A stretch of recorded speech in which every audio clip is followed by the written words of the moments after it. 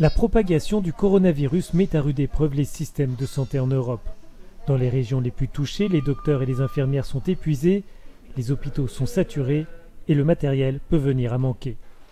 Face à cette situation, l'Union européenne met en place son premier stock d'équipements et de fournitures médicales. Cette réserve stratégique européenne est mise en place pour aider les États membres confrontés à des pénuries d'équipements nécessaires pour soigner les personnes infectées, des équipements pour préserver la santé des travailleurs et aider à réduire la propagation du virus. L'objectif est d'avancer sans délai après l'adoption de ce texte.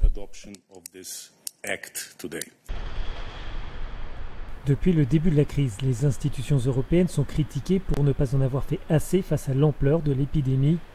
L'ambassadeur italien estime que la Chine est plus solidaire que les partenaires européens.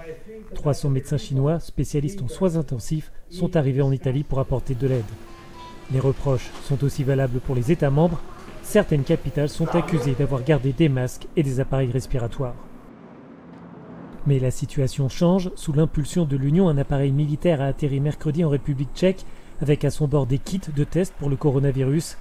La Commission l'assure, la libre circulation du matériel médical est maintenue. Ce stock stratégique comprendra des équipements médicaux, des appareils pour les soins intensifs, comme des respirateurs, des équipements de protection personnelle, comme des masques réutilisables, des vaccins lorsqu'ils seront disponibles, des antibiotiques et du matériel de laboratoire. Comme de nombreux États, l'Union européenne a rencontré des difficultés pour essayer de garder la main sur cette crise. La situation semble désormais changer, mais avec retard.